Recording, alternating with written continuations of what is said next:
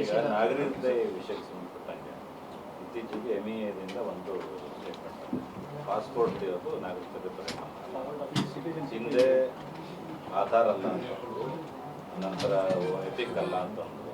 So ಜನ ಏನು ಕೊಡಬೇಕು ಅನ್ನೋದು ಪ್ರಶ್ನೆ ಈಗ ಅದಕ್ಕೆ ನನಗೆ ಗೊತ್ತಿರೋ ಮಟ್ಟಿಗೆ ಇವರು ಸ್ಪಷ್ಟವಾದಂಥ ಇದು ಕೊಟ್ಟಿದ್ದಾರೆ. ವಿತ್ ಜನನ ಮರಣದ ಏನು ಸರ್ಟಿಫಿಕೇಟ್ ಇರ್ತದೆ ಅದು ಮತ್ತು ಇನ್ನು ಕೆಲವು ಡಾಕ್ಯುಮೆಂಟ್ಗಳು ಅದಕ್ಕೆ ಅವರು ಫೈಲ್ ಮಾಡಿದ್ದಾರೆ. ಅದನ್ನು MEAದವರು ಹೋಮ್ ಮಿನಿಸ್ಟ್ರಿಯವರು ಕ್ಲಾರಿಫಿಕೇಷನ್ ಕೊಡ್ತಾರೆ.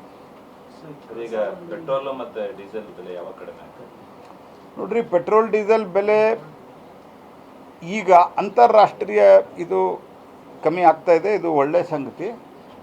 ಆದರೆ ಇದರ ಪರಿಣಾಮಗಳು ಯಾಕಂದರೆ ಅದು ಯಾವಾಗ ಮಾಡಬೇಕು ಏನು ಅನ್ನುವಂಥದ್ದು ಸಂಬಂಧಿಸಿದ ಮಂತ್ರಾಲಯ ಪ್ಲಸ್ ವಿತ್ತ ಮಂತ್ರಾಲಯ ಅಂದರೆ ಆರ್ಥಿಕ ಮಂತ್ರಾಲಯ ತೀರ್ಮಾನ ತೆಗೆದುಕೊಳ್ತವೆ. ಆದರೆ ಏರಿದಾಗೂ ಒಮ್ಮಿಂದೊಮ್ಮೆಲೆ ಬೆಲೆ ಅಂದರೆ ಕಚ್ಚಾ ತೈಲ ಬೆಲೆ ಜಾಸ್ತಿ ಆದಾಗೂ ಇವತ್ತು ಕಚ್ಚಾ ತೈಲ ಜಾಸ್ತಿ ನಿಮ್ಮಲ್ಲಿ ನ್ಯೂಸ್ ಬಂದ ನಂತರ ಪತ್ರಿಕೆಯಲ್ಲಿ ಅಥವಾ ಮೀಡಿಯಾದಲ್ಲಿ ನಾವು ನಾಳಿಂದ ಜಾಸ್ತಿ ಮಾಡಿಲ್ಲ. Because ultimately to reach here and process here it is a lengthy time. ಆ ಲೆಂಗ್ದಿ ಟೈಮ್ದಲ್ಲಿ ಪ್ಲಸ್ ಎರಡನೇದು ಪ್ರಪೋರ್ಷನೇಟ್ಲಿ ಮಾಡಿಲ್ಲ ನಾವು. ಆ ಟೈಮ್ದಲ್ಲಿಯೂ ಮಾಡಿದ್ದು ಲಕ್ಷಾಂತರ ಕೋಟಿ ರೂಪಾಯಿಯನ್ನು OMCಗಳು ತಮ್ಮ ಮೇಲೆ ತೊಗೊಂಡಿದೆ, ಕೇಂದ್ರ ಸರ್ಕಾರ ತನ್ನ ಮೇಲೆ ತೆಗೆದುಕೊಂಡಿದೆ. ಹಿಂಗಾಗಿ appropriate decision after application of mind it will be taken. ಅದೇ ಪ್ರಶ್ನೆ ಅದನ್ನೇ ಕೇಳ್ತಾ ಇರೋದು. ಅದೇ ಪ್ರಶ್ನೆ ಹಿಂದೆ ಲಕ್ಷಾಂತರ ರೂಪಾಯಿ ಲಾಭನ ಅವ್ರು ಗಳಿಸಿದ್ದಾರೆ, ಲಾಭ ಗಳಿಸಿಲ್ಲ. ನೀವು ಜನರಿಗೆ ಯಾಕೆ ಅದನ್ನ ಲಾಭ ಪ್ರಶ್ನೆ ಇಲ್ಲ, ಲಾಭ ಗಳಿಸಿಲ್ಲ. ನನಗೆ ಅನಿಸ್ತದೆ ಇದರದ್ದು ಒಂದು ಸಂಪೂರ್ಣವಾದಂಥ ಮಾಹಿತಿ ನಿಮಗೆ ನಾನು ಕಳಿಸ್ಕೊಡ್ತೇನೆ. ಲಾಭ ಗಳಿಸೋದು ಅಂತಂದರೆ ಇದರಲ್ಲಿ ಮೊದಲೇನು ಆಯಿಲ್ ಬಾಂಡ್ ಮಾಡಿದ್ರು, ಆಯಿಲ್ ಬಾಂಡ್ನಲ್ಲಿ ಮೆಚುರಿಟಿ ಯಾವಾಗ ಆಗಲಿಕ್ಕೆ ಶುರು ಆಯಿತು. ಇತ್ತೀಚೆಗೆ ಒಂದು ಡಿಟೇಲ್ ಡಾಕ್ಯುಮೆಂಟ್ ಹೊರಗೆ ಬಂದಿದೆ. ಎಷ್ಟು ಲಕ್ಷ ಕೋಟಿ ರೂಪಾಯಿ ನಾವು ಅದರಲ್ಲಿ ಬೇರ್ ಮಾಡಬೇಕಾಯಿತು ಆಯಿಲ್ ಬಾಂಡ್ನಿಂದ. ಬಿಕಾಸ್ ಇಲೆಕ್ಷನ್ ಕಾರಣದಿಂದಾಗಿ ಆ ಟೈಮ್ದಲ್ಲಿದ್ದಂಥ ಸರ್ಕಾರ ಒಂದು ಬ್ಯಾಲೆನ್ಸ್ಡ್ ನಿರ್ಣಯ ಏನು ತೆಗೆದುಕೊಳ್ಳಬೇಕಾಗಿತ್ತು, ತೆಗೆದುಕೊಳ್ಳಾರದೆ ಆಯಿಲ್ ಬಾಂಡ್ ಮಾಡಿದರು. ಆಯಿಲ್ ಬಾಂಡು ಇತ್ತೀಚೆಗೆ ಈಗ ಒಂದಾದಮೇಲೆ ಒಂದು ಮೆಚುರಿಟಿ ಆಗ್ತಾಯಿದೆ. ಅದಕ್ಕೆ ನಾವು ದುಡ್ಡು ಎಷ್ಟು ಕೊಡ್ತಾ ಇದ್ದೀವಿ, ಅದು ಯಾವ ಬಡ್ಡಿ ವರ್ಕೌಟ್ ಆಗ್ತಾಯಿದೆ. ಇತ್ತೀಚೆಗೆ ಒಂದು ಬಿಡುಗಡೆ ಆಗಿದೆ, ನಾನು ತಮಗೆ ಕಳಿಸ್ಕೊಡ್ತೀನಿ. You are a very learned ಪತ್ರಕರ್ತರು ನೀವು, ನಿಮ್ಗೆ ಕಳಿಸ್ಕೊಡ್ತೀನಿ, ನೀವು ನೆಟ್ಟದಲ್ಲಿ ನೋಡಿರಿ. ಲಾಭ ಮಾಡಿದ್ದಾರೆ ಅಂತನ್ನೋದು ಇದು ಸರಿಯಾದ ಒಂದು ಇದಲ್ಲ. ಯಾಕಂದರೆ ಭಾಳಷ್ಟು ಸಂಗತಿಗಳು ಹಿಂದಾದಂಥ ಮತ್ತು ಎರಡನೇದು ಅಪಾರ್ಟ್ ಫ್ರಮ್ ದ್ಯಾಟ್ ಈ ಕ್ರೈಸಿಸ್ಸು ನಾನು ಇಲ್ಲಿದ್ದಂಥವ್ರಿಗೂ ತಮಗೂ ವಿನಂತಿ ಮಾಡ್ತೇನೆ.